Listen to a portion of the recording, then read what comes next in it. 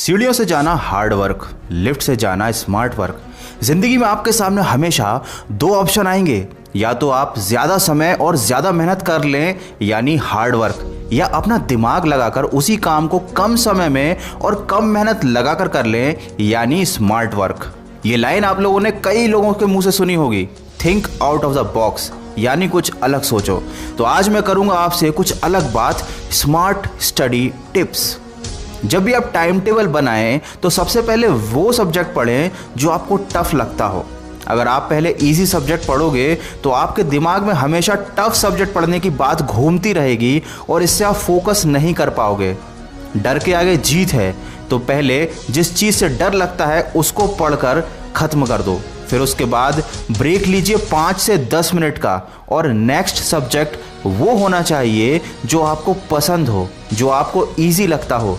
यहाँ पर आपको कोई भी स्लॉट आधे घंटे से कम का नहीं रखना है और 50 मिनट से ज़्यादा का भी नहीं रखना है।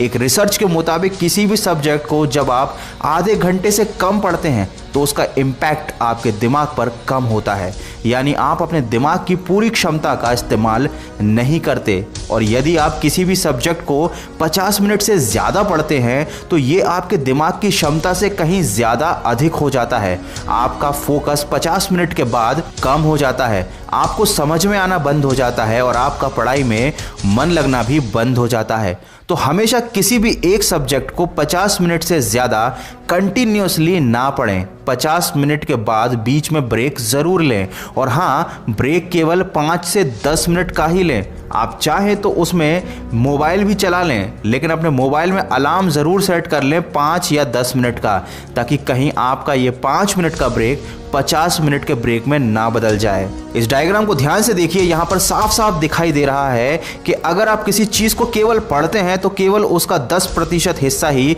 आपको याद रहेगा, लेकिन अगर आप उस सब्जेक्ट से रिलेटेड किसी से डिस्कशन करते हैं तो वो चीज़ आपके दिमाग में 50% तक बैठ जाती है।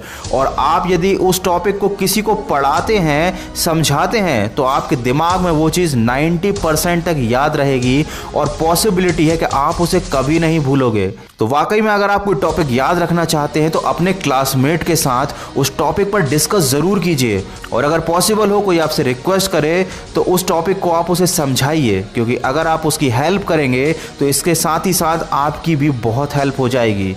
वो कहावत तो आपने सुनी ही होगी, कर भला तो हो भला। अक्सर स्टूडेंट्स अपने ही साथियों से ये बात छुपाते हैं कि उन्होंने कितना पढ़ लिया। अगर कोई उनसे हेल्प मांगता है, कोई टॉपिक समझना चाहता है, तो वो बहाने बना देते हैं, और ये कोई अच्छी आदत नहीं है। इससे आपका इम्प्रूवमेंट भी नहीं होगा। अगर आप वाकई में स्मार्ट वर्क करना चाहते हैं तो आप दूसरों की हेल्प कीजिए, आपकी हेल्प ऑटोमेटिकली हो जाएगी।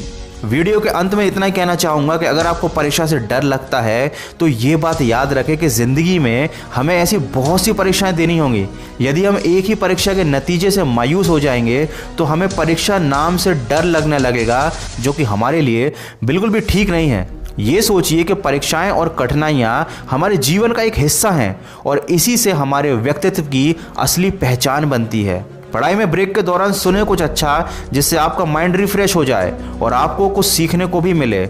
खबरी ऐप पर सुनिए मेरी आवाज़ में दिल को छू जाने वाली मोटिवेशनल कहानियाँ। लिंक मैंने डिस्क्रिप्शन में दी है, फॉलो ज़रूर कीजिएगा। तो ये था स्मार्ट स्टडी टिप्स का पार्ट 1। अगर आपको अच्छा लगा है तो वीडियो को लाइक कीजिए और मुझे कमेंट करके ज़रूर बताइएगा कि क्या आप इसका सेकंड पार्ट देखना चाहते हैं। मैं मिलूंगा आपसे अगले वीडियो में, जो आपके जीवन में सकारात्मक ऊर्जा को भर दे और आपको दिखाए एक सही दिशा। सुनते रहिए मन की आवाज़।